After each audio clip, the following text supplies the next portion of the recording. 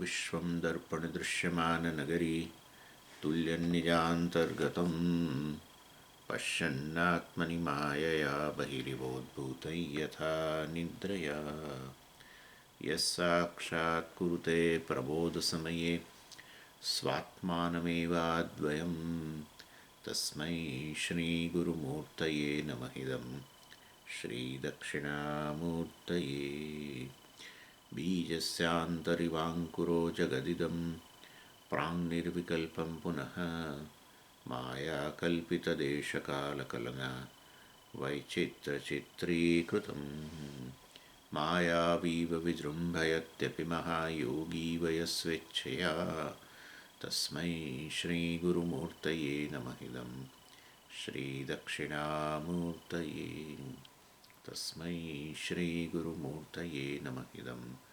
श्रीदक्षिणामूर्तये ॐ सहना भवतु सहनौ भुनक्तु सह वीर्यङ्करवावहै तेजस्विनावधीतमस्तु मा विद्विषावहै ॐ शान्तिः शान्तिः शान्तिः सदाशिवसमारम्भां शङ्कराचार्यमध्यमाम् अस्मदाचार्यपर्यन्तां वन्दे गुरुपरम्पराम् ॐ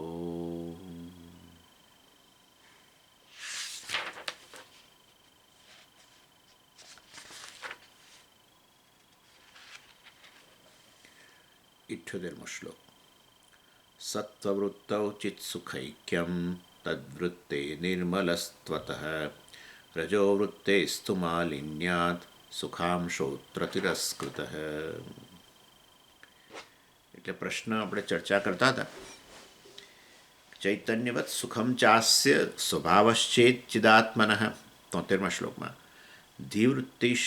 ધીવૃત્તિષ્વનુવર્તેત સર્વાસ્વપે ચિતિર્યથા. કહ્યું કે ચૈતન્ય જેમ અભિવ્યક્ત થાય છે વૃત્તિમાં, વૃત્તિનું સાર જ ચૈતન્ય છે. વૃત્તિ જ્ઞાન બની જ કારણ કે વૃત્તિ પૂરેપૂરી ચૈતન્યમાં તરબોળ છે. તો ચૈતન્ય કે આત્મા તો અભિવ્યક્ત થાય છે વૃત્તિમાં, પણ આત્મા સુખ સ્વરૂપ છે. તો સુખ અભિવ્યક્ત કેમ નથી થતું વૃત્તિમાં? સતત આત્માથી વૃત્તિ અભિન્ન હોય અને ચૈતન્ય અભિવ્યક્ત થતું હોય તો સુખ અભિવ્યક્ત થવું જોઈએ. સુખ અભિવ્યક્ત થતું હોય તો હંમેશા સુખવૃત્તિ જ રહેવી જોઈએ. જેમ પ્રત્યેક વૃત્તિ ચેતન છે એવી પ્રત્યેક વૃત્તિ સુખવૃત્તિ બનવી જોઈએ. તો ભાઈ સુખની આપણે બહાર ઝંખના જ ન કરીએ. એટલે વાસ્તવની અંદર સુખ અભિવ્યક્ત નથી થતું ને ચૈતન્ય અભિવ્યક્ત થાય છે એવું કેવી રીતે બને છે?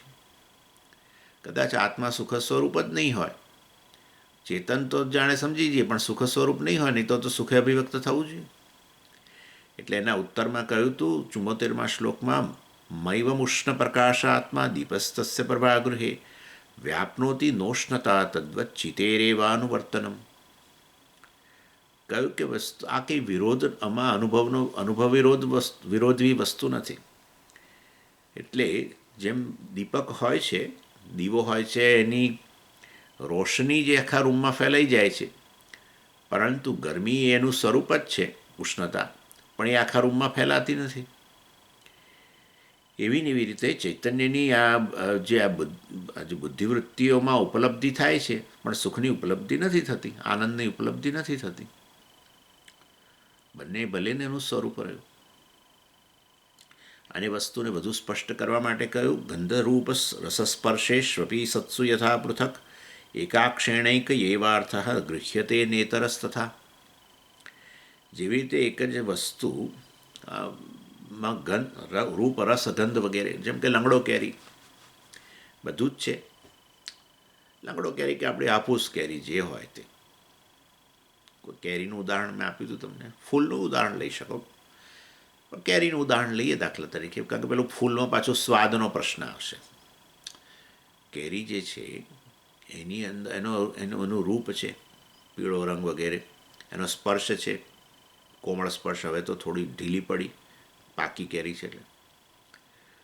અને એનો સ્વાદ હોય છે મધુર, એની સુગંધ હોય છે.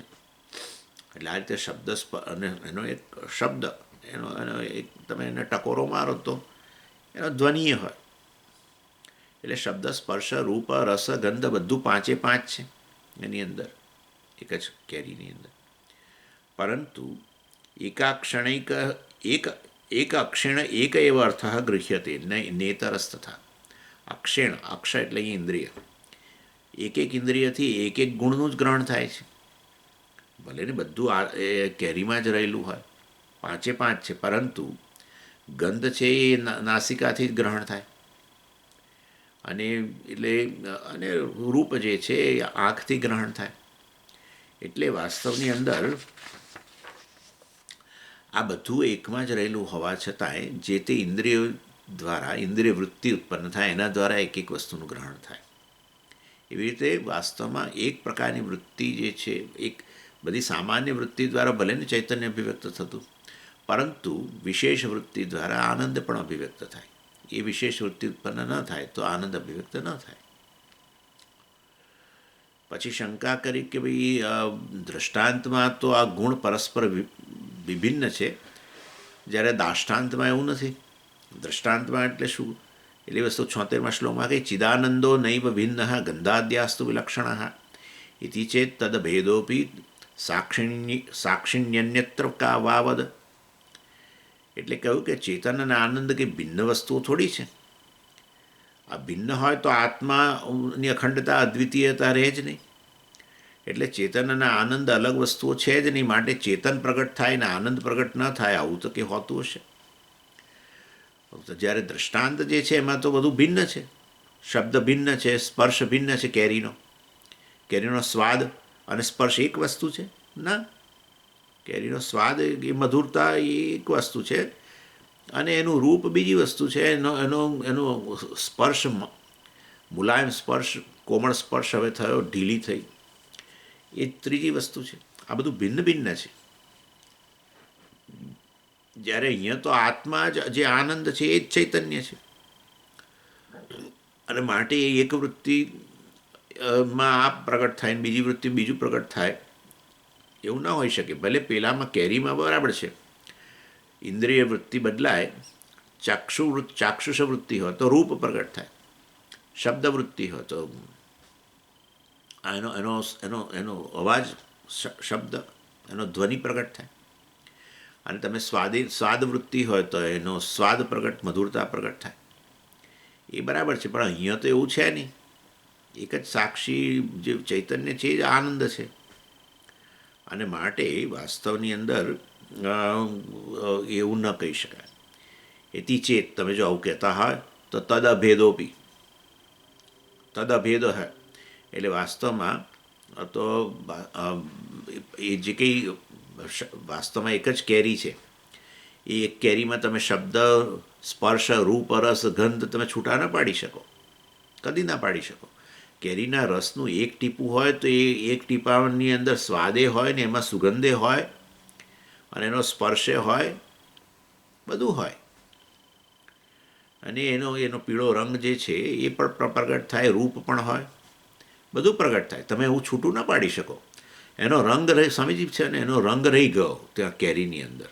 મેં કેરીનો રસ કાઢ્યો ને તો એનું રૂપ, મતલબ એનો રંગ, મતલબ રૂપ એટલે રંગ, એ રહી ગયો કેરીમાં, અને એની ગંધ ત્યાં રહી ગઈ. ખાલી રસ અહીંયા આવ્યો બસ. એટલે મતલબ કે પ્રવાહી આવ્યો, એટલે મધુરતા અહીંયા છે. રસ એટલે મધુર રસ, એ મધુરતામાં છે, પણ સુગંધ કેરીમાં રહી ગઈ. આવું તો હોતું હશે. એટલે વાસ્તવની અંદર એક જ કેરીના બધા કંઈ તમે છૂટા નથી પાડી શકતા.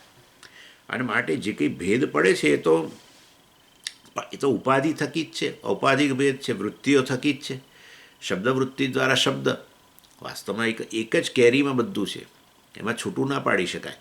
પરંતુ આપણે જે ભેદ પાડીએ છીએ, શબ્દ, સ્પર્શ, રૂપ, રસ, ગંધ, એ તો વૃત્તિઓ થકી ભેદ પડે છે. ચાક્ષુષ વૃત્તિ થકી આપણે કહીએ કે પીળો રંગ, એની સ્પર્શ વૃત્તિ થકી કહીએ કે આ તો ઢીલી છે, હવે નાવ એટલે કે પાકી છે, કે એની સ્વાદ વૃત્તિ થકી એનો રસ. બાકી કેરીમાં 5 ભિન્ન વસ્તુઓ નથી. આમ તમે એક કેરી લઈને આવો તો એમાં 5 આવવાનું જ છે, 5 આવે, છૂટું પાડી જ ન શકો ને, કદી ના પાડી શકો. જે પણ કેરી ખરીદો, કાચી ખરીદો તો એનો કઠિન સ્પર્શ હોય, એને રંગ લીલો હોય કે એનો સ્વાદ આમ્લ હોય, ખટાશ હોય. કેરી લઈને આવો એટલે પાંચે પાંચ આવી જ ગયું એની અંદર, છૂટું પાડી જ ન શકો. અને એ કેરીમાંથી એક નાનો રસનું એક ટીપું બહાર પાડો તો એમાંય પાંચે વસ્તુ હોય, પાંચે પાંચ હોય. એકાદ રહી જાય તો પછી આપણે ગણી શકીએ કે કેરીમાં બધું ભિન્ન ભિન્ન છે. જો આ એક રહી ગયું, એક કેરીમાં રહી ગયું, એક રસમાં આવ્યું, આવું બને જ નહીં. તો પછી આમાં જે ભેદ પાડીએ છીએ, શબ્દ સ્પર્શ રૂપ રસગંધ, શેના થકી પાડીએ છીએ? ઉપાધિ થકી, વૃત્તિઓ થકી. ચાક્ષુષ વૃત્તિ થકી રૂપ, શબ્દ વૃત્તિ થકી શબ્દ. એટલે ઔપાધિક ભેદ છે એક જ કેરીમાં. એવી રીતે વાસ્તવની અંદર એક જ આત્મા ચૈતન્ય અને આનંદ સ્વરૂપ જ છે, ભેદ નથી. જેમ પેલામાં શબ્દ સ્પર્શ વગેરે ભિન્ન ભિન્ન નથી, એવી રીતે આમાં ભેદ નથી. પરંતુ વૃત્તિઓ થકી ભેદ થાય છે. એક વૃત્તિ બધી સામાન્ય બધી વૃત્તિઓ છે એમાં ચૈતન્ય પ્રગટ થાય છે, પરંતુ વિશેષ વૃત્તિ હોય તો સુખ પ્રગટ થાય, આનંદ પ્રગટ થાય. આત્મા, જે આત્માનો જ આનંદ, જે આત્મા આનંદ સ્વરૂપ છે, એ આનંદ પણ પ્રગટ થાય. પછી 77માં શ્લોકમાં કહ્યું, આદ્ય ગંધાદયોપ્યેવમ અભિન્ના પુષ્પવર્તિન અક્ષભેદેન તદ્ભેદે વૃત્તિભેદાત તયોર્ભેદા. એટલે એની આ વસ્તુને થોડી વધારે ચર્ચા કરી કે ચેતન અને આનંદ જેનું સ્વરૂપ, જે વાસ્તવમાં સાક્ષીનું સ્વરૂપ છે, કે આત્માનું સ્વરૂપ છે, એ અભેદ જ છે. જેવી રીતે અહીંયા પેલું હવે પુષ્પનું ઉદાહરણ આપે છે કે ફૂલની અંદર રહેલા શબ્દ સ્પર્શ રૂપ રસ ગંધ વગેરે જે છે એ કે અલગ અલગ નથી, ફૂલ રૂપે એક જ છે, પરંતુ વિભિન્ન ઇન્દ્રિયો દ્વારા એ વિભિન્ન વસ્તુઓનું ગ્રહણ થાય છે. માટે એ ઇન્દ્રિયો વૃત્તિ દ્વારા એમાં ભેદ પાડીએ છીએ, નહીં કે ફૂલની અંદર ભેદ પડે છે, ઔપાધિક ભેદ છે. એવી રીતે વાસ્તવની અંદર સાક્ષી એક જ છે, જે ચૈતન્ય છે, એ જ આનંદ છે, પૂર્ણ છે. આનંદ એટલે પૂર્ણતા. હા, આનંદનું બરાબર છે. વૃત્તિમાં આનંદ જે પ્રગટ થાય છે એમાં એ આત્મા જ પ્રગટ થાય છે. પણ ચાલો હવે આપણે હમણાં, એટલે એક જ સાક્ષી વાસ્તવની અંદર આ રીતે એ જ આત્મા છે, અરે એ જ ચૈતન્ય છે ને એ જ આનંદ છે. પરંતુ જો સાત્વિક વૃત્તિ બને તો એમાંથી પછી સુખ પ્રગટ થાય. રાજસ વૃત્તિ હોય તો સુખ વગેરે પ્રગટ ન થાય. ભલે બધી વૃત્તિઓમાં ચૈતન્ય ભલે જ પ્રગટ થતું, વૃત્તિ તો જડ છે. જો જડ વૃત્તિ વાસ્તવની અંદર એ પ્રકાશિત થતી હોય તો આત્માથી જ પ્રકાશિત થાય છે. અને વૃત્તિ જ્ઞાન, અને એ રીતે જ્ઞાન બની જાય છે. પ્રત્યેક વૃત્તિ જે છે મનમાં ઉત્પન્ન થતી પ્રત્યેક વૃત્તિ તમારા માટે તો જ્ઞાન જ છે. તો એનો અર્થ એવો થયો કે ચૈતન્યથી તરબોળ છે, મતલબ કે ચેતન એના દ્વારા જે જ્ઞાન બન્યું છે. નહીં તો વૃત્તિ તો જડ હોવાને કારણે કદી જ્ઞાન ન બની શકે. એનીવે, એટલે સાત્વિક વૃત્તિ હોય ત્યાં પછી સુખ પ્રગટ થાય. ભલે બધી વૃત્તિઓમાં ચૈતન્ય ભલે પ્રગટ થતો, રાજસ વૃત્તિ વગેરેમાં સુખ પ્રગટ ન થાય. અને પછી કહ્યું ચેતન અને આનંદ જે છે એ બંને ક્યાં પ્રગટ થાય? મેં તમને હમણાં કહ્યું જ એ વસ્તુ અહીંયા કહે છે. સત્વવૃત્તૌ ચિત્સુખૈક્યમ તદ્વૃત્તે નિર્મલત્વત રજોવૃત્તેસ્તુ માલિન્યા સુખાંશોત્તર તિરસ્કૃત. એટલે સત્વગુણને અને સુખને સંબંધ છે ભાઈ. એટલે સત્વની વૃત્તિ, સાત્વિક વૃત્તિ હોય તો સુખ માટે આસક્તિ હોય છે, અને સાત્વિક વૃત્તિમાં સુખે પ્રગટ થતું હોય છે. એટલે તો વાસ્તવની અંદર એટલે આપણે મનમાં હંમેશા સુખાકાર વૃત્તિ ઉત્પન્ન થાય એના માટે બહુ પ્રયત્ન કરીએ. સુખ પ્રત્યે આસક્તિ છે જ ને, એટલે મનમાં સુખાકાર વૃત્તિ ઉત્પન્ન થાય એટલે મનને સાત્વિક બનાવે, જેથી સુખ પ્રગટ થયા કરે. સુખ એ વસ્તુ આ માટે આપણે સતત આસક્ત હોઈએ. અને એટલે ખરેખર તો આત્મા તો જે છે એ તો આ વૃત્તિ તો મિથ્યા છે, આત્મા એનું સત્ય છે. વાસ્તવમાં અંતઃકરણ વગેરે આત્માની જ અભિવ્યક્તિ છે, મિથ્યા અભિવ્યક્તિ. આપણે જાણીએ છીએ આ વસ્તુ આત્મા જ કારણ છે સમગ્ર જગતનું. તો પછી આ જે કાર્ય છે તો મિથ્યા જ હોય. એટલે વાસ્તવમાં પ્રત્યેક વૃત્તિ મિથ્યા જ છે. એટલે એ વૃત્તિ સુખાકાર વૃત્તિ હોય, સાત્વિક વૃત્તિ હોય માટે સુખ પ્રગટ થતું હોય તો પણ વાસ્તવમાં એ વૃત્તિમાં આપણે એ સુખાકાર વૃત્તિ ઉત્પન્ન થઈ અંતઃકરણમાં, એમાં આપણી આસક્તિ રહી ગઈ તો પછી આગળ નહીં વધીએ સત્ય વસ્તુ તરફ. વૃત્તિનું જે સત્ય છે, જેમ કોઈ વ્યક્તિને તરંગ બહુ ગમી ગયું, સમુદ્રના અમુક પ્રકારના તરંગો એને બહુ ગમતા હોય ને એમાં આસક્ત થઈ જાય, તો એનું સાર જે જળ છે નહીં શોધી શકે. એટલે વાસ્તવની અંદર આવી રીતે મોટા બધા લોકો આ જ કરે છે ને, મનમાં સુખ પ્રગટ થવું જોઈએ એના માટે પ્રયત્નશીલ હોય છે. અને એવી રીતે આધ્યાત્મિક સાધકોમાં એવું હોય કે ભાઈ સાત્વિક વૃત્તિ ઉત્પન્ન થાય, જેથી કરીને હંમેશા એ શાંતિ અને સુખ પ્રગટ થાય, આનંદ પ્રગટ થાય, સ્વાભાવિક આનંદ. એટલે લોકો વૃત્તિ સુખવૃત્તિ એમાં જ આસક્તિ રાખે છે. એ તો ગૌડપાદાચાર્યજી કોઈ અને રસાસ્વાદ કહેવાય. રસાસ્વાદ એટલે આ રસાસ્વાદ બહુ રીતે પ્રગટ થાય. દાખલા તરીકે કોઈ વ્યક્તિને અભ્યાસથી બહુ આનંદ આવતો હોય, અભ્યાસ કરે કોઈ પણ પોતાની વિદ્યા શાખા, દાખલા એન્જિનિયરિંગ હોય કે કોઈ કેમિસ્ટ્રી હોય, ગમે તે હોય. હવે શરૂના વર્ષોમાં તો બધું સમજણ નથી પડતી એટલે ક્લેશ ઉત્પન્ન થતો હતો. ત્યાર તો દૂર કે આ બધું દૂર રાખો ભાઈ. પણ હવે આ બધું સમજાવવા માંડ્યું છે અને આનંદ પ્રગટ થાય છે. તો હવે બસ હવે એનીમાં આસક્ત થઈ ગયો. વાસ્તવમાં વિષય જે તે સબ્જેક્ટ મેટર વિષયમાં આસક્તિ છે, એ વિષય માટે આસક્તિ નથી, સમજજો. એ વિષયમાં આસક્તિથી એ વિષયનું સેવન કરવાથી અહીંયા આનંદ પ્રગટ થાય છે. વસ્તુને વાંચવાથી સ્પષ્ટતા આવતી હોય, અને સ્પષ્ટ હોય ને એમાં વધારે સ્પષ્ટતા આવે, વધારે વસ્તુ જાણવા મળે, તો અંતઃકરણમાં આનંદ પ્રગટ થાય અને રસાસ્વાદ કહેવાય. એટલે વાસ્તવમાં ખરેખર આવી રીતે સુખાકાર વૃત્તિમાં આસક્તિ રહી ગઈ તો પછી એ છેવટે અધિષ્ઠાન જે છે એનું આત્મા સુખ સ્વરૂપ છે એ તરફ ધ્યાન જ નહીં જાય. વાસ્તવમાં એ આ સુખ સાત્વિક વૃત્તિમાં આનંદ આવ્યો ક્યાંથી એ વસ્તુ સમજવાનો જ પ્રયત્ન નહીં થાય. અને એ નહીં થાય તો બરાબર છે, પણ પાછા સાથે સાથે અધ્યારોપે થશે કે આ બહારની આ વસ્તુ છે ને, સ્વામીજી આ મેં કેમિસ્ટ્રી વાંચી ને, આ કેમિસ્ટ્રીની આ પુસ્તક વાંચ્યું, મને એટલો બધો આનંદ આવ્યો, એટલો બધો આનંદ આવ્યો, એટલો બધો આનંદ આવ્યો. આપણને થાય કે શું જાણે કે એને રસગુલ્લા મળી ગયા. બરાબર છે, આનંદ આવે. એટલે આ વસ્તુ વાંચવાથી આનંદ આવે છે. જો આ પુસ્તક આનંદ આપતું હોય તો આ પુસ્તક મેં વાંચ્યું આનંદ આપ્યું, પણ આ જ પુસ્તક મારા મિત્રને આપવું તો એને આનંદ આવવો જોઈએ, કારણ કે આનંદ એનો સ્વભાવ છે. તો આનંદ જો એનો સ્વભાવ હોય તો જે પણ એના પરિચયમાં આવે, જે પણ એનો સેવન કરે, બધાને આનંદ આવવો જોઈએ. પણ એ તો ખાલી પેલું પ્રિફેસ વાંચતા જ કહે છે કે આ લઈ જ, મારે તો આ માથાનો દુખાવો લાગે છે, લઈ જાઓ. સમજો આ વસ્તુ. એટલે મનમાં સુખાકાર વૃત્તિ ઉત્પન્ન થઈ, મનમાં એ સાત્વિક વૃત્તિ એટલે કે સુખાકાર વૃત્તિ ઉત્પન્ન થઈ, એના પ્રત્યે આસક્તિ હોય, એ જ ફાઇનલ છે ને, એ જ છેવટે એ જ પ્રાપ્ત કરવાનું છે. તો પછી ખરેખર સુખ તો પ્રગટ થયું છે, આત્માનું સુખ પ્રગટ થયું છે. જેમ આત્માની ચેતનતા પ્રત્યેક વૃત્તિમાં રહી છે, એવી રીતે સાત્વિક વૃત્તિમાં આત્માનું સુખ પ્રગટ થાય છે. એને તો આપણે પ્રિયમોદ પ્રમોદ કહ્યું હતું આનંદમય કોષમાં. અને ત્યાં કહ્યું બ્રહ્મપુચ્છમ પ્રતિષ્ઠા, આનંદ આત્મા બ્રહ્મપુચ્છમ પ્રતિષ્ઠા. એ જ આત્મા જે બ્રહ્મ છે એ જ વાસ્તવમાં પૂર્ણતા જ પ્રગટ થાય છે. એને શાંત વૃત્તિ કહો, સાત્વિક વૃત્તિ કહો, જેની અંદર કોઈ પ્રકારની ઉણપ નથી. સામાન્ય રીતે વૃત્તિઓ જે છે રાજસ વૃત્તિ વગેરેમાં તો એમ ચાલો એ પછી વાત કરી, પરંતુ આ જો તમે કહ્યું તો બધું.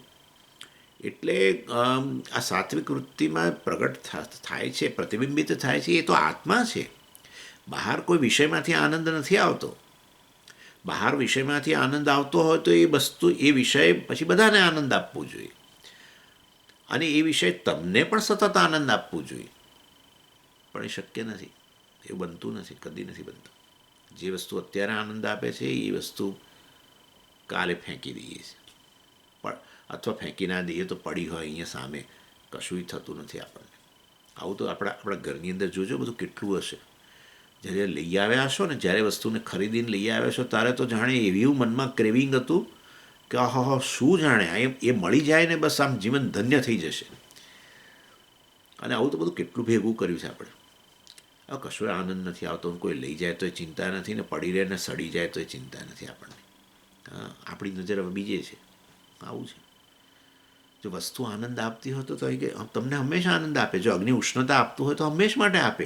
એવું થોડું છે કે અગ્નિ આજે ઉષ્ણતા આપે અને કાલે નહીં આપે. એટલે કહેવાનો આશય છે કે આપણું માટે ફાઇનલ ડેસ્ટિનેશન આ છે, મનમાં સુખ પ્રગટ થવું જોઈએ બસ. અને સાત્વિક વૃત્તિથી પ્રગટ થાય તો સાત્વિકતા લાવવાનો પ્રયત્ન કરી કે જેથી સુખ પ્રગટ. પણ એ સુખ પ્રગટ થયું, એ સુખ સ્વરૂપ વસ્તુ શું છે જે પ્રગટ થઈ, જે પ્રતિબિંબિત થઈ વૃત્તિમાં, એ આત્મા છે, એ તરફ ધ્યાન નહીં જાય. એટલે મનમાં સુખ ઉત્પન્ન થાય અને એના માટે જ આપણને રસ હોય, તેને રસાસ્વાદ કહ્યો ગૌડપાદાચાર્યજી. અને આવું તો બધું બહુમાં થાય, જરૂરી નથી કે આ ઇન્દ્રિયોના વિષયોમાંથી. ના ના ના. અરે કોઈ વ્યક્તિ પઝલ સોલ્વ કરતું હોય, ગુજરાત સમાચારમાં ટાઈમ્સ ઓફ ઇન્ડિયામાં આવે પેલી, એને સોલ્વ કરવામાં આનંદ આવે. બેસી રહે 2 કલાક સુધી, 2 કલાક સુધી બેસીને આમથી આમ પેલા ક્રોસવર્ડ ને આ ને બધું કરે. કોઈને કોઈ વસ્તુ વાંચવાથી આનંદ આવે, કોઈને કોઈ વસ્તુ કરવાથી આનંદ આવે, કોઈ વસ્તુ ભોગવવાથી નહીં, કંઈ કરવાથી. એટલે કોઈને એક્સરસાઇઝ કરવાથી આનંદ આવે. આપણને થાય કે ભાઈ આ શું કરવા આટલું પેઇન લે છે, એક્સરસાઇઝ કરે છે, શારીરિક કેટલી બધી કસરતો કરે છે, પણ એને એમાં આનંદ આવે છે. જે દિવસે ન કરે એ દિવસે એને એમ થાય કે આજે ડલ છે દિવસ. સમજો આ વસ્તુ.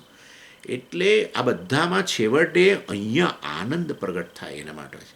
પણ એ આનંદ પ્રગટ થાય, એ આનંદ બહારથી આવ્યો છે કે એ આત્માનો જ આનંદ પ્રગટ થયો છે? આત્મા જે આનંદ સ્વરૂપ છે એ જ પ્રગટ થયો છે, એ જ પ્રતિબિંબિત થયો છે. એટલે અહીંયા જ છેવટે ફાઇનલ ડેસ્ટિનેશન માનો તો દ્રષ્ટિ બહાર જ રહે, બહિર્મુખતા જ રહે, કદી આત્મા તરફ નજર જ ના જાય. વાસ્તવમાં બહારથી નથી આવતો, એ આત્માનો જ આનંદ પ્રગટ થાય છે. બહુ સરળ છે સમજવું. અને એમના માટે આટલું જ છે કે બહારની એવી કઈ પરિસ્થિતિ છે, કે એવો કયો સમય છે, કે એવું કયું સ્થાન છે જેને આપણે સુખ કહી શકીએ.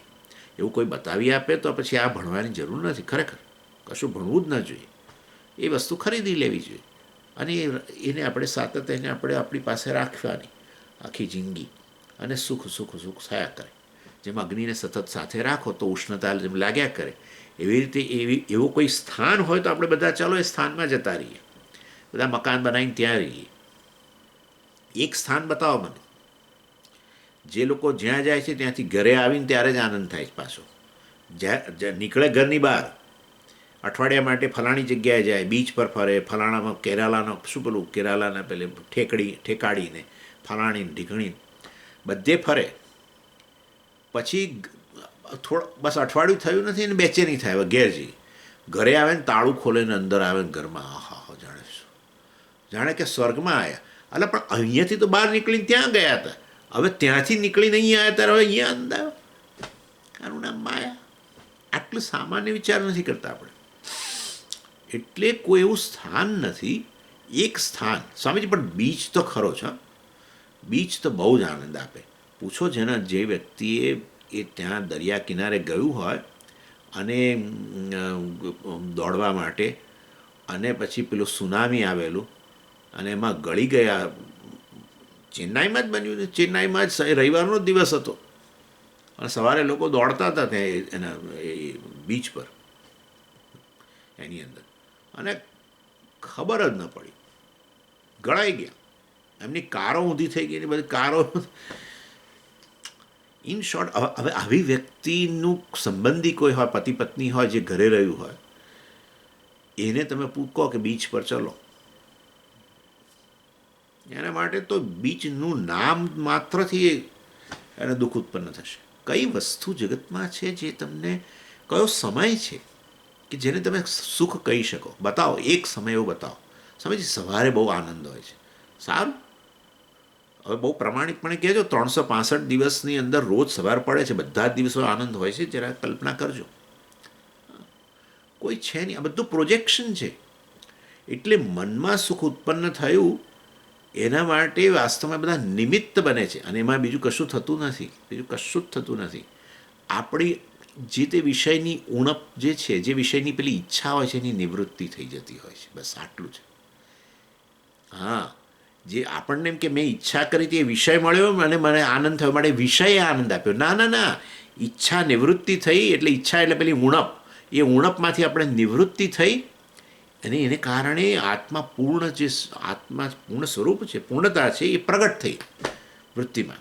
તમારી પેલી ઈચ્છા નિવૃત્તિ થઈ, રજોગુણની નિવૃત્તિ થઈ, કામની નિવૃત્તિ થઈ, અંતઃકરણ શાંત થઈ ગયું. એ શાંત વૃત્તિમાં વાસ્તવમાં આત્મા પ્રતિબિંબિત થયો. જેમ પેલા શાંત જળની અંદર પેલું તળિયું દેખાય ને, એવું છે આ વસ્તુ.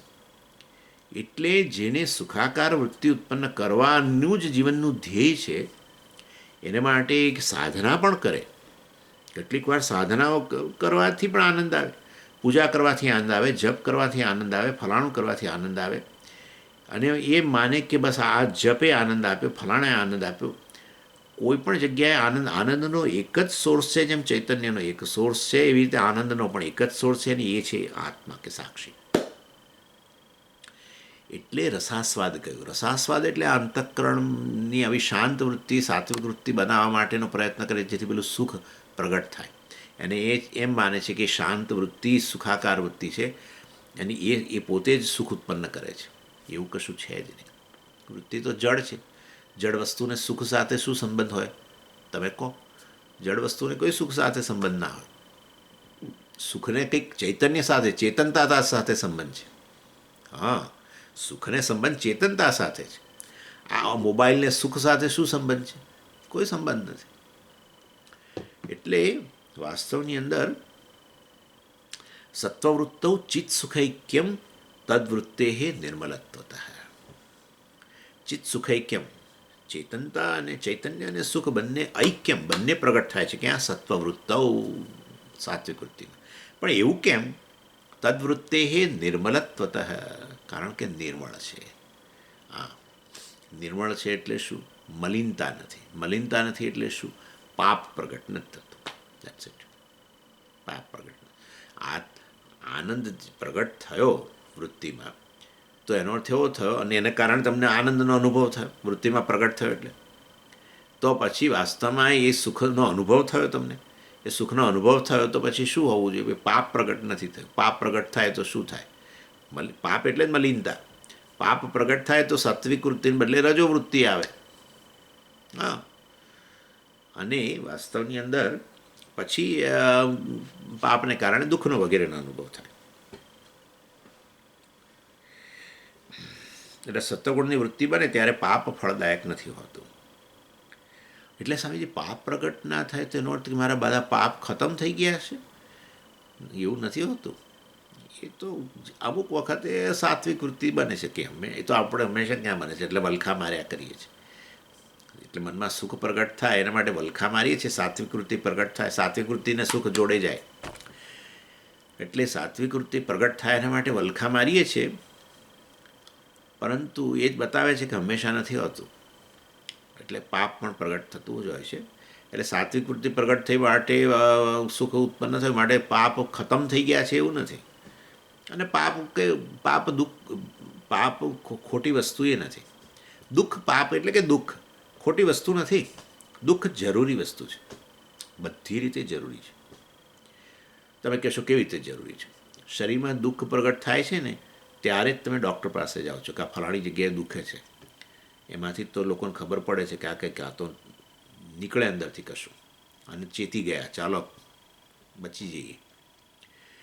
એવી રીતે શરીરમાં દુઃખ પ્રગટ થાય છે, એને કારણે વાસ્તવમાં શરીર બચી જાય છે.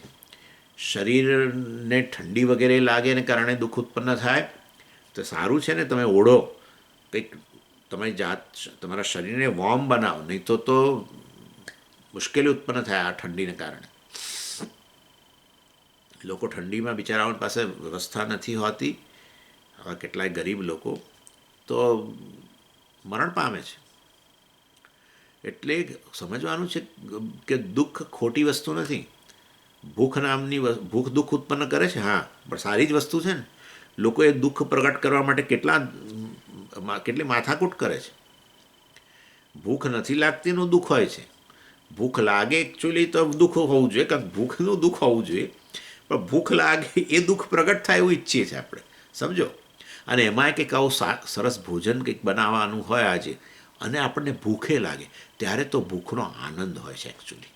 હા, આમ લાગે કે આજે તો ઘરે આ બધું વસ્તુ બનવાની છે.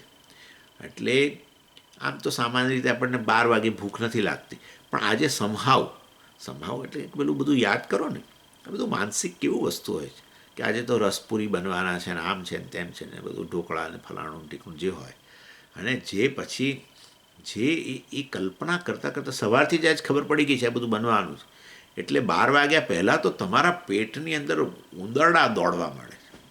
અને એ ઉંદરડા દોડે છે એનું દુઃખ છે એકચ્યુઅલી. હા, એ કંઈ સુખ નથી, પણ એ તોય સુખ આપે છે. આજ તો બરાબર ભૂખ લાગી છે એમ કે. એટલે દુઃખ ખોટી વસ્તુ નથી, સમજજો. શારીરિક દુઃખ જે બધું પાપનું જ પરિણામ છે છેવટે, પણ ખોટી વસ્તુ નથી.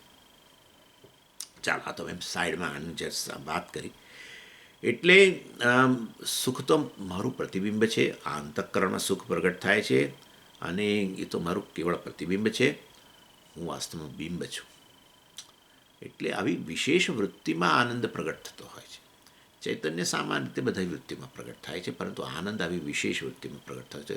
રજોગુણી વૃત્તિ હોય તો પણ ચૈતન્ય પ્રગટ થાય છે, ને એના કારણે તો તમને કામનું ક્રોધનું જ્ઞાન છે ને.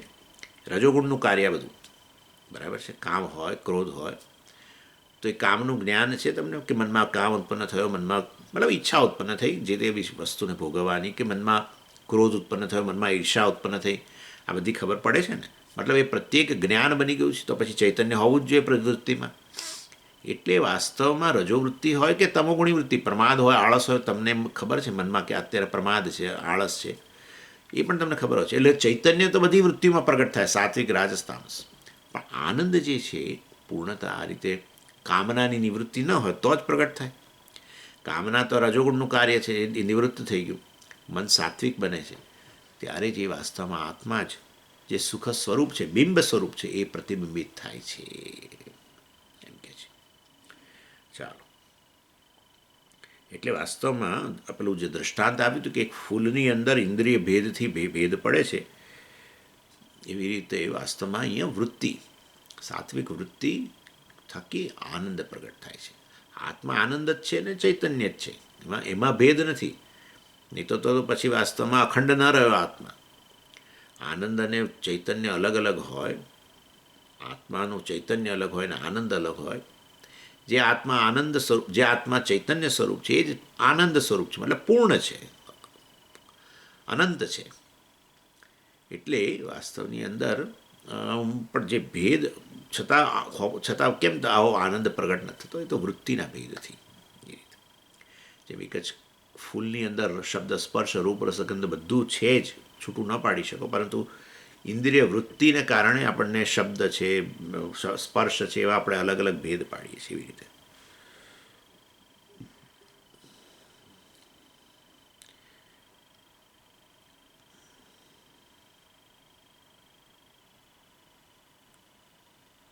પછી આગળ 79મા શ્લોકમાં કહે છે, તિંતિણી ફલમત્ય તિંતિણી ફલમત્ય મત્ય તિંતિણી ફલમત્યમલમ મત્યમલમ લવણેન યુતમ યદા તદામ્લસ્ય તિરસ્કારાદ ઈષદ અમ્લમ યથા તથા. વસ્તુ સમજાવે છે કે જેવી રીતે તિંતિણી ફલમ અતિ અમ્લમ, અતિ અમ્લમ ખાટું, કયું? તિંતિણી ફલમ, આંબલી. જેમ આંબલી જે છે અતિશય ખાટી હોય છે, તો આપણે શું કરીએ છીએ? લવણેન યુતમ. તમે જોજો, કે આંબલી હોય ને, લોકો પેલા આંબલીના ઝાડ પરથી આંબલી પાડે, ફળ એનું, અને એ આંબલીને પછી પેલું મીઠું લે અને મીઠામાં આમ કરી અને ખાય. લોકો લીંબુ માટે આવું જ કરતા હોય છે. લીંબુ ચૂસે ને કેટલાક લોકો, તો સીધે સીધું ચૂસે તો બહુ જ ખાટું લાગે, એટલે એને શું કરે, પેલી મીઠાની અંદર આમ સહેજ સહેજ બોળી અને પછી ચૂસે. એવું બોલવાથી શું થાય? ખટાશ ઓછી થઈ જાય એવું બોલે. ખટાશ કંઈ ઓછી ના થાય ભાઈ, ખટાશ તેનું સ્વરૂપ છે, એ ક્યાંથી ઓછું થઈ જાય? ખટાશ ઓછી નથી થતી, તમને ખટાશ ઓછી લાગે મીઠા સાથે લો તો.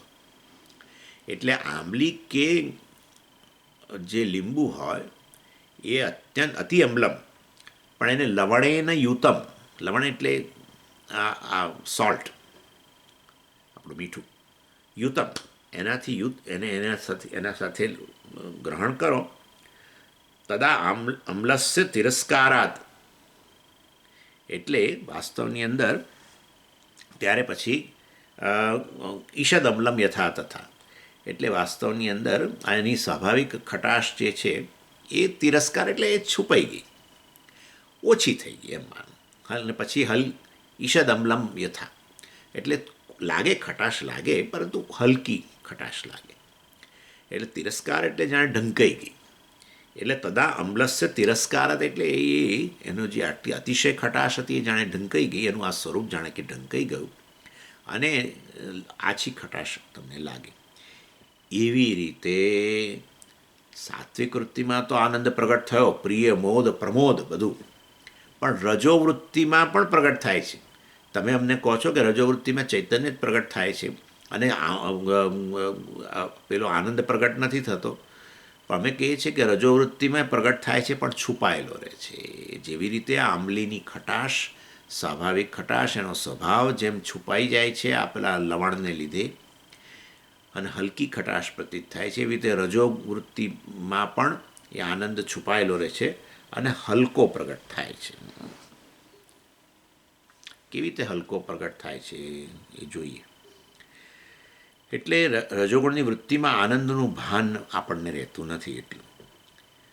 એટલે વાસ્તવની અંદર રજોગુણ જે હોય એને કારણે આપણે કહ્યું, મેં હમણાં કહ્યું તમને, દુઃખ વગેરે.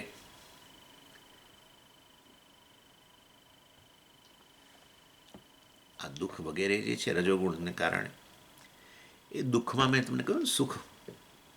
જેમ કે તમને એક બીજું ઉદાહરણ આપું. જેમ વ્યક્તિને છે ને, દાખલા તરીકે લકવાની અસર હોય માનો, અને એની દવા ચાલતી હોય, પૂરેપૂરો લકવો નહોતો થયો પણ લકવાની અસર હતી બ્લડ પ્રેશરને કારણે, કોઈ કારણસર એને લકવો થયો. અને ઘણીવાર આ લોકો મલમ આપે, અને મતલબ કે એવું તેલની માલિશ ને બધું કરે અને ઘરે કરવાનું કે. અને હવે ઘણા 3-4 મહિનાથી કરે છે એટલે એને થોડો ફેર લાગે જ ખરો વ્યક્તિને.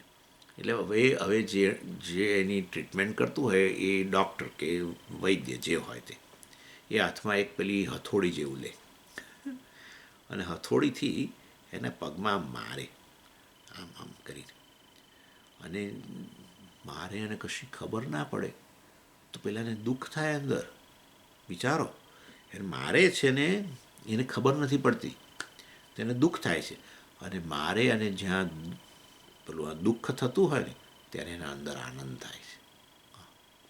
એવું છે. હા, એમ કે હા અહીંયા બરાબર, અહીં વાગ્યું બરાબર. આવું માલિશ કરતા હોય ને એ લોકો, જે લોકો આપણે ઘરે માલિશ કરવા આવતા હોય કે તે બધું, એ લોકો જ્યારે શરીરમાં માલિશ કરતા હોય આપણા પગની અંદર, આપણે દાખલે કે આપણે પેલા કાફ મસલ બહુ દુખતા હોય અને એ માલિશ કરતા હોય, એ દુખે તો આપણને આનંદ થાય. હા કરો. પેલા કે પણ બહુ દુખાવો થાય છે તો હલકા હાથે કરો. ના ના ના, તમે તારે કરો એમ કે. એટલે રજોગુણને કારણે દુઃખ પ્રગટ થાય છે, પણ એ દુઃખમાં પેલો આનંદ તો છુપાયેલો છે. સમજ્યા તમે? સત્વગુણમાં સ્પષ્ટ અભિવ્યક્ત થાય છે, કારણ કે શાંત વૃત્તિ છે, કારણ કે કામના નથી. ઈચ્છા હોય ત્યાં બધી તકલીફ છે. ઈચ્છા તો પેલું ઉકળતા પાણી જેવું છે, બુડબુડ બુડબુડ બુડ ચાલે છે. ઈચ્છાની નિવૃત્તિ થાય ત્યારે આમ શાંતિ થાય છે. એ શાંત વૃત્તિમાં જ આત્મા પ્રગટ થાય છે, પૂર્ણતા પ્રગટ થાય છે. એને આપણે સુખ કહીએ છીએ. આપણને થયું કે આપણે પેલી ઈચ્છાનો વિષય મળ્યો એટલે વાસ્તવમાં સુખ આવ્યું. ઈચ્છાનો વિષય મળ્યો એટલે નહીં, ઈચ્છાની નિવૃત્તિ થઈ એટલે પેલો આનંદ પ્રગટ થયો.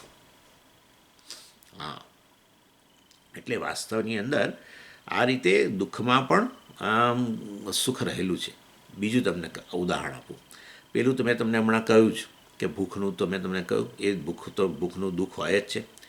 જો ભૂખનું દુઃખ ના હોય ને, ભૂખનો આનંદ જ હોય તો ભૂખ્યા રહો, કારણ કે આનંદ આવી રહ્યો છે ભૂખથી. તો પછી ભૂખ તો પછી જમવાનું નહીં, કારણ કે જો જમશો તો ભૂખ શમી જશે, તો આનંદ જતો રહેશે. ભૂખનું દુઃખ છે પણ તમને આનંદ આવે છે. મેં તમને કહ્યું પેલું સ્વાદિષ્ટ ભોજન હોય તો. ત્રીજું ઉદાહરણ આપું તમને.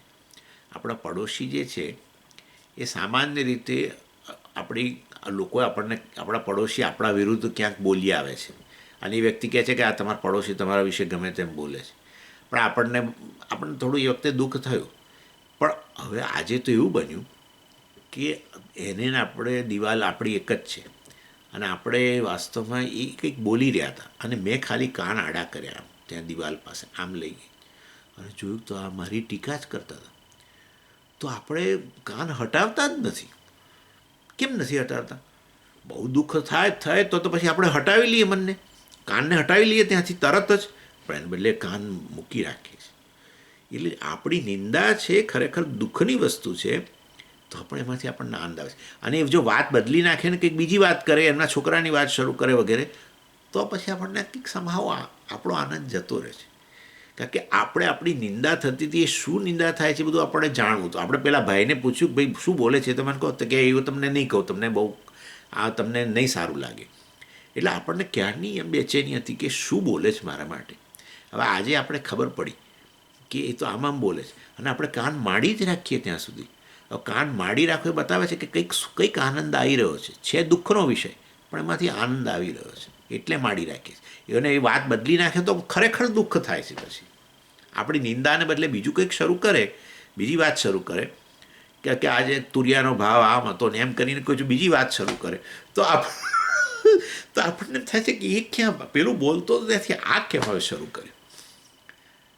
એટલે રજોગુણી વૃત્તિમાં પણ આનંદ, દુઃખની અંદર પણ આનંદ રહેલો છે, છુપાયેલો છે. જેવી રીતે પેલે આંબલી કે લીંબુ જેમ એની પેલા મીઠા સાથે લો તો એની પેલી ખટાશ છુપાયેલી રહે છે, એવી રીતે પણ આછી પ્રગટ થાય છે. એવી રીતે આ રજોગુણી દુઃખની વૃત્તિમાં પણ આછો આનંદ આ રીતે પ્રગટ થાય છે.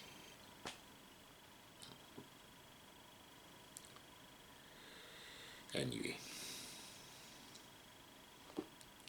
પછી આગળ કહે છે, નનુ પ્રિયતમત્વેન પરમાનંદતાત્મની વિવેક્તુમ શક્યતામ એવં વિના યોગેન કિમ ભવેત. એટલે આત્મા આનંદ છે એટલું જ સમજવું પૂરતું છે કે પછી અન્ય કઈ વસ્તુ જોઈએ, કંઈક સહાયક જોઈએ સમજે. આ મોક્ષ એમને ના મળે. મોક્ષ એટલે હવે મુક્તિ શેમાંથી? દુઃખમાંથી મુક્તિ. હું આનંદ સ્વરૂપ છે. એટલે આત્મા આનંદ સ્વરૂપ છે મતલબ કે હું જાણું કે હું તો આનંદ સ્વરૂપ છું, પૂર્ણ છું, તો પછી હવે કોઈ દુઃખ જ ન રહે. એટલે આ રીતે દુઃખની નિવૃત્તિ થઈ જાય એના માટે સ્વામીજી ખાલી આવું જાણી લેવું કે હું આનંદ સ્વરૂપ છું એટલું જ પૂરતું છે કે પછી કંઈ બીજું કંઈક જોઈએ એની વાત કરે છે. કંઈક બીજું હોવું જોઈએ. આવું જાણવાથી કોઈ ફેર ના પડે સ્વામીજી. કંઈક હોવું, કંઈક તો કોઈ કશી તો પ્રેક્ટિસ કરવી જ પડે, કોઈક કશું કરવું પડે. બસ આ દુનિયા છે ને આખી એના પર ચાલે છે. બસ કશું જાણો પણ પછી કંઈક કરો, ભણો અને પછી અમલમાં મૂકો. પહેલાં ભણો, એન્જિનિયરિંગ ભણો અને પછી અમલમાં મૂકો, અને તો જીવન ચાલે. તો પછી સુખના વિષયો, ધન મળે, આ મળે, તે મળે, બધું મળે. જીવનમાં પૂર્ણતા માટે જ્ઞાન પૂરતું નથી. જ્ઞાન મેળવીને કશું કરવું જોઈએ. આ તમારું વેદાંત, તમે તો આખો દિવસ આ જ બોલો છો કે અહીંયા બસ આ ટેબલ ખુરશી પર બેઠા રહો, એક કપ કોફી, 2 ટોસ્ટ લઈ લો અને બસ આ રીતે ચિંતન કરો, જીવનનું ધ્યેય પ્રાપ્ત થઈ. આવું ના હોય. આ તમે બધા લોકો આળસુ લાગો છો, પ્રમાદી લોકો છો બધા. કશું કરવું નથી એટલે તમે શોધી કાઢ્યું લાગે છે. એટલે કંઈક તો કરવું જ પડે સ્વામીજી. કંઈક ધ્યાન કરવું પડે, કંઈક તો કરવું જ પડે. નહીં તો આ ખાલી તો બૌદ્ધિક રહી જાય. આ જ્ઞાન બૌદ્ધિક આપણામાં ઉતરે નહીં. કંઈક તો કરવું પડે, પ્રેક્ટિકલ બનાવવું પડે. પ્રેક્ટિકલ બનાવવું પડે. એટલે આનાથી મોટી શું પ્રેક્ટિકલ વસ્તુ છે મને સમજાવજો તો.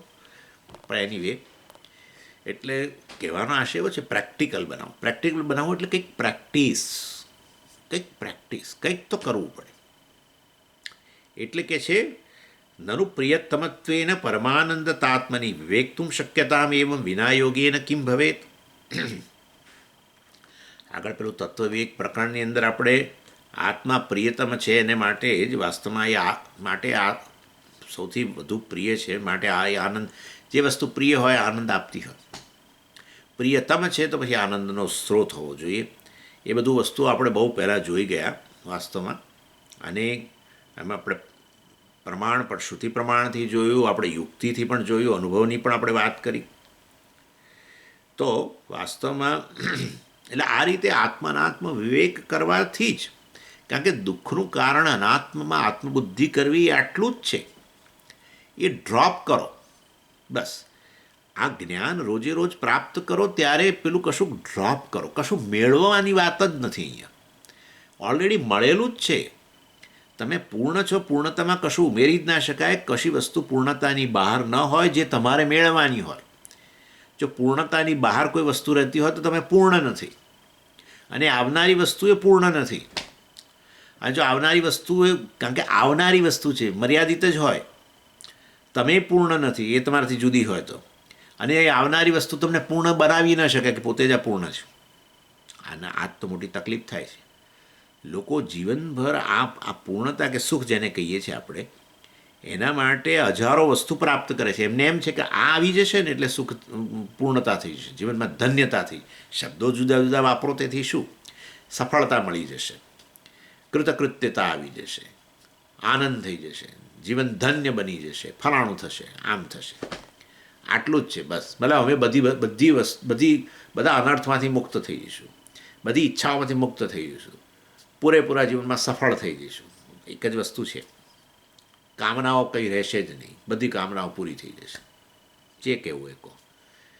એટલે વાસ્તવની અંદર જો આત્મા અપૂર્ણ હોય અને આ રીતે બહારથી કશી વસ્તુ મેળવીને પૂર્ણતા લાવવાની હોય તો એ શક્ય જ નથી. કારણ કે અપૂર્ણ વત્તા અપૂર્ણ બરાબર અપૂર્ણ, એ તો સિદ્ધાંત ગણિતનો છે ભાઈ, મારો નથી. હા, અપૂર્ણ વત્તા અપૂર્ણ બરાબર અપૂર્ણ. કોઈ પણ finite number plus finite number is a finite number. આટલી વસ્તુ છે. કારણ કે તમે બે વસ્તુના સરવાળાથી જે પણ સંખ્યા મળી એ છેવટે ફાઇનાઇટ નંબર છે. એમાં +1 હજુય કરી શકાય છે, +1. અને પછી તમે ફાઇનાઇટ મળી એમાંય +1 કરી શકાય છે, +1. ખાલી આટલું જ મારે બોલવાનું. તમે કહો કે આમ આટલા 33 કરોડ ફલાણા ફલાણા ફલાણા ફલાણા, અડધો કલાક સુધી તમે નંબર બોલો, અડધો કલાક નંબર, એવડો મોટો નંબર બોલો, અડધો કલાક ચાલે. હું ખાલી કહું તો આ અપૂર્ણ છે, +1. That's it. એનો અર્થ એવો થયો કે પૂર્ણ વસ્તુ એવી છે જેમાં ભાગલા જ ન હોય. અપૂર્ણ વત્તા અપૂર્ણ, આવું બધું જુદું જુદું છૂટું છૂટું ના હોય. 1 + 1 ના હોય એની અંદર. પૂર્ણ વસ્તુ અખંડ જ હોય. એટલે માટે આ પૂર્ણતા, આવો હું પૂર્ણ છે હોવાને કારણે પછી કઈ કામના રહે. એટલા માટે કોઈ પ્રજાહાતી યદા કામાન સર્વાન પાર્થ મનોગતાન. સર્વ કામનાના વિષયો જાણે કે એને પ્રાપ્ત જ થઈ ગયા છે. અર્થાત જે તે કામનાનો વિષય પ્રાપ્ત કરવાથી, કામનાની નિવૃત્તિથી જે પેલી આનંદ પ્રગટ થાય છે, એ આનંદ હું છું. કામનાના વિષયમાં આનંદ નથી, કામનાની નિવૃત્તિથી જે પૂર્ણતા પ્રગટ થાય છે. કામના હતી ત્યાં સુધી અધૂરપ હતી, એ કામનાની નિવૃત્તિથી જ એ જ આત્માની અધૂરપ, જાણે આત્મા અધૂરો લાગતો હતો, એ જે ખ્યાલ હતો, હું ઊણો છું ઊણો છું ઊણો છું, એ ખ્યાલ માંથી મુક્ત થઈ જાઉં છું. થોડી વાર માટે, 5 મિનિટ, 10 મિનિટ, 15, અડધો કલાક, કલાક માટે મુક્ત થઈ જાઓ છો. વળી પાછું નવી. કારણ કે અહીંયા હું તો આ પૂર્ણ છું, મને નથી ખબર. મને એમ કહેતો આ વિષય જ પૂર્ણતા આપી છે, એટલે હવે એની નિવૃત્તિ થઈ ગઈ. થોડોક વખત આનંદ રહ્યો, વળી પાછું હવે શરૂ થયું પાછું. કારણ કે મૂળ સમસ્યા બાકી હતી ને, મૂળ સમસ્યા અજ્ઞાન વગેરે આત્મા. એટલે વિવેક જ પૂરતો છે. હું સમજાવું, આ કંઈક જુદી વાત કરવા જઈ રહ્યા છે હવે. એટલે વિવેક જીવનની અંદર આત્મનાત્મ વિવેક જ પૂરતો છે. શરીર, મન, બુદ્ધિ વગેરેની અંદર આત્મબુદ્ધિ કરવાને કારણે મર્યાદા લાગે છે. શરીર મર્યાદિત છે, અને શરીરની મર્યાદાઓમાંથી મુક્ત થવા માટે અમુક પ્રકારની ઈચ્છાઓ જન્મે જે શરીરની મર્યાદાઓ દૂર કરે. પણ જે પણ તમે શરીર વિષયક મર્યાદાઓને દૂર કરવા ઈચ્છા કરો ને, જે તે ઈચ્છાનો વિષય મેળવો, એ મેળવ્યા પછી પણ શરીરની મર્યાદાઓ પૂરેપૂરી દૂર ના થાય. જે વસ્તુ મર્યાદિત છે સ્વભાવથી, એ સ્વભાવ છોડી ન શકે. મર્યાદિત વસ્તુ અમર્યાદિત કદી બની જ ના શકે. આવું જો તમે મર્યાદિત વસ્તુ અમર્યાદિત થઈ જાય એવું મને કોઈક ઉદાહરણ લાવી આપો તો બહુ સારું. મેં તમને હમણાં નંબરનું તો ઉદાહરણ આપી જ દીધું. મર્યાદિત વસ્તુ, લિમિટેડ નંબર, લિમિટેડ વસ્તુ, એમાં તમે ગમે એટલું કશું કરો એ લિમિટેડ જ રહે. અને એટલા માટે લોકો કેટલું કરે છે, શારીરિક મર્યાદાઓ દૂર કરવા માટે કેટલું કરે છે. આપણી ઉંમરની જે કંઈ જે અસર થતી હોય એ ઉંમરની અસરને દૂર રાખવા માટે લોકો કસરતો કરે, આ કરે તે કરે, શરીરનો ચરબી ઘટાડે, સ્નાયુઓનું બળ વધારે, જે કરવું એ કરો, જે કરવું એ કરો. 2-3 કલાક કસરત કરવી હોય તો કરો, ને રોડ પર દોડવું હોય તો દોડો, ને જે કરવું એ કરો, ને જે તમારે વિટામિનો ખાવા હોય ખાઓ, ને જે કરવું એ કરો. શરીર મર્યાદિત જ રહેવાનું છે, અમર્યાદિત થઈ જ નહીં શકે કોઈ સંજોગોમાં. એવા મર્યાદિત શરીરને અહમ કહો એટલે પેલી મર્યાદા સતત લાગ્યા જ કરે. અને એ દૂર કરવા માટેની ઈચ્છાઓ જન્મે. એ ઈચ્છાઓ નિવૃત્ત થઈ જાય તમે એ મર્યાદા દૂર થાય એટલે. પરંતુ શરીર મર્યાદિત સ્વભાવથી હોવાને કારણે વળી નવી મર્યાદાઓ. આનું નામ સંસાર. આવું નવું મનનું છે, આવું નવું આપણા જ્ઞાન બુદ્ધિનું છે. જ્ઞાન ગમે એટલું પ્રાપ્ત કરો, જેટલું મેળવવું એટલું મેળવો ને. એક વિષયનું પણ જેટલું મેળવો એટલું મળો, એમાંય તમને અધૂરપ લાગશે. એક વિષયનું પણ, એ મિકેનિકલ એન્જિનિયરિંગ હોય, કેમિસ્ટ્રી હોય, જે મેળવવું મેળવો. અરે નોબલ લોરેટ થઈ જાઓ ને, જે કરવું એ કરો. બુદ્ધિની મર્યાદા રહેવાની જ છે, કારણ કે મર્યાદિત જ છે. અમર્યાદિત વસ્તુ અમર્યાદિત જ છે, એને અમર્યાદિત માનવા લીધે તકલીફ ઊભી થઈ છે. અને જે મર્યાદિત છે એમાં આત્મબુદ્ધિ કરી છે, અને એને અમર્યાદિત બનાવવાનો પ્રયત્ન કરી છે, જે કદી સફળ થતો નથી. એનું નામ સંસાર. એટલે આમાં કેવળ આત્માનાત્મ વિવેક જ્ઞાન જ પૂરતું છે, બસ કશું કરવાનું નથી. અનાત્મમાંથી આત્મબુદ્ધિ, જેમ આ ભણતા જઈએ અનાત્મમાંથી આત્મબુદ્ધિ દૂર કરવાની છે. હું આ શરીર નથી. સ્વામીએ કહ્યું આજે કે શરીર તો જડ છે, શરીર આપણા જ્ઞાનનો વિષય છે. શરીર પંચમહાભૂતોનું બનેલું છે, શરીર વિકારી છે. એ વિકારી શરીરનું મને જ્ઞાન છે. આ શરીર આવું હતું પહેલાં, 10 વર્ષ પહેલાં, હવે આવું છે, વગેરે વગેરે. અને હજુ ભવિષ્યમાં શરીર તમારા માટે જ્ઞાનનો વિષય જ રહેવાનો છે. જે જ્ઞાનનો વિષય અને જ્ઞાતા હું કદી એક ના હોઈ શકે. આવું કરીને શરીર હું નથી એ પ્રકારે મનને કેવું, આનું નામ જ્ઞાન છે.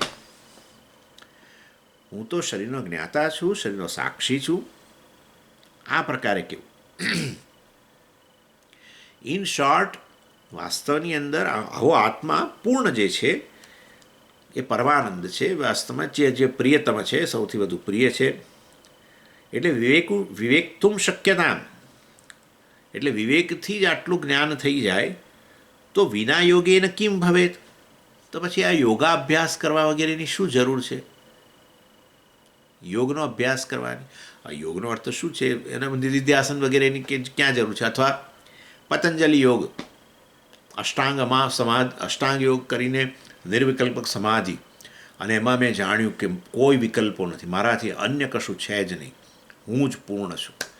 આવું બધું કરવાની ક્યાં જરૂર છે? કેવળ આ અહીંયા બેઠા બેઠા શ્રવણથી સામે મુક્તાત્મા બેઠા હોય ને આવી રીતે બેઠા બેઠા હાથમાં કોફીના ગ્લાસ સાથે મુક્ત થઈ જાય, બીજું કંઈ જરૂર શું છે?